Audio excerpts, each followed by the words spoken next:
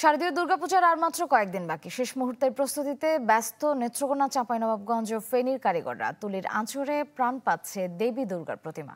উৎসব ঘিরে প্রস্তুত আইন শৃঙ্খলা বাহিনীও। শিল্পীর তুলির আঁচড়ে নতুন রূপে সেজেছে দেবী দুর্গা। প্রতিমার চোখে মুখে ফুটে উঠছে মাতৃস্নেহের কোমলতা। তাই তো সকাল সন্ধ্যা ঘাম ঝরাচ্ছেন নেত্রকোনার শিল্পীরা।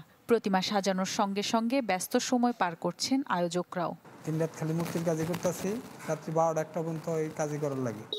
কাছে গেছে, রঙের একটু ঝামেলা বেশি, তাই আমরা রং নিয়ে ব্যস্ততা করতেছি। মা যেন সকলের মঙ্গল করেন, সবাইকে সুখে শান্তিতে ভালো রাখেন, এই কামনা করি। নেত্রকোনা শহর কেন্দ্রিক আমরা চেষ্টা করছি একটা সুন্দর ব্যবস্থাপনা করতে পারি।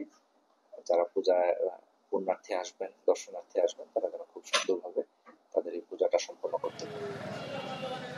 চাঁপাইনবাবগঞ্জেও কারিগরের তুলির ছোঁয়ায় প্রাণ পাচ্ছে প্রতিমা। সাজের বর্ণিল নকশায় ধরা দিচ্ছে শারদীয় আনন্দ।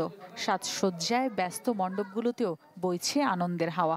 আমরা চেষ্টা করছি অন্যদের থেকে এবার ভালোই প্রতিমা করার, যাতে আমরা মানুষ ভক্তদের মধ্যে আরো আগ্রহটা বাড়ে যে প্রতিমা দেখতে আসবো আমরা। এরকম সার্বজনীনভাবে সবাইকে নিয়ে পুজো উৎসবটা পালন করব এবং এখানে প্রচুর ভক্তের সমাগম ঘটে।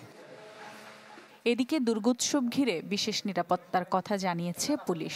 কোনো ধরনের নিরাপত্তা ঝুঁকি বা হুমকি বা কোনো ধরনের নিরাপত্তা সিকিউরিটি থ্রেট ব্যতীতই এবার যারা সনাতন ধর্মাবলম্বী আছেন তারা তাদের এই উৎসব প্রতিপালন করতে পারবেন।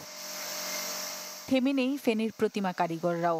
দিনরাত এক করে তুলির ছোঁয়ায় জীবন্ত রূপ দিচ্ছেন দেবীকে। তবে সেই অনুযায়ী পাচ্ছেন না পারিশ্রমিক।